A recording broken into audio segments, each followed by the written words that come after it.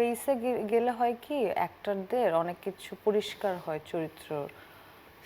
চরিত্রের সব কিছুই, মানে ক্লাস, ও কোত্থেকে বিলং করে, এক্সিস্টেন্স, পুরো অনেক কিছু পাওয়া যায়। বলা হয় যে স্পেসে গেলে এবং পোশাক পরলে চরিত্রের অনেকখানি আপনি হয়ে উঠতে পারেন, অনেক হেল্প করে। সুখ ও আনন্দের ধারায় ছোট সংসার হোক পরিবার পরিকল্পনায় জনস্বার্থে সেন্সেশন।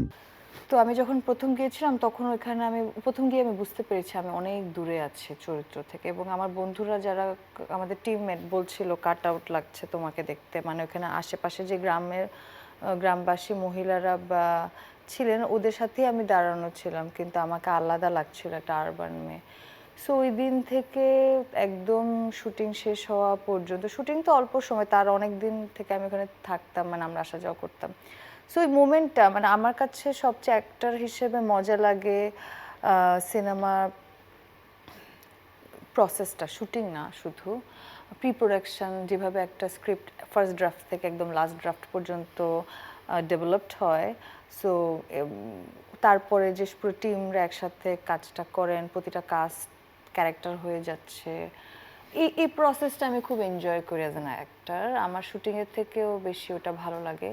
সো আমি যখন অফ স্ক্রিনগুলো আমি বেশি আমার পছন্দ, মানে যখন ক্যামেরা মানে শ্যুট হয় না, ওই যে সময়টা আমরা পার করতাম ওই সময়টা আমার সুন্দর লাগে বেশি, ওইটা বেশি মনে পড়ে। কারণ আর এই জার্নিটা তো খুবই এক্সট্রিম ছিল, কারণ একদমই আমরা চরিত্র একদম হয়েও মানে চেয়েছিলাম আর কি ওরকম বিহেভিয়ার, মানে এটা কাজের জন্য, ওটা এনজয় করছিলাম ওই সময়টা। সো ওই সময়টা এখন যখন দেখি স্ক্রিনে, তখন আবার আগের ছবি দেখি,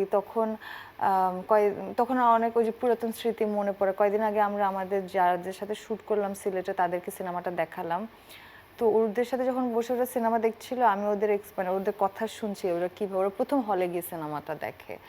তো দেখার সময় তারা যে প্রতিটা সিনে তাদেরকে দেখা যাচ্ছে, বা তারা কোনো একটা কাজ করেছে, ধরেন একটা গাছ লাগিয়েছে, ও বলতেছে আমি এই গাছ লাগাইছি, আরেকজন বলছে না আমি এই মাটিটা আমি এখানে সার দিছি, মানে এই যে অনুভূতিগুলো না, তখন আমার এই পুরাতন এই আগের ওই সময়টা মনে পড়ে, এবং হ্যাঁ এটা মিস করি।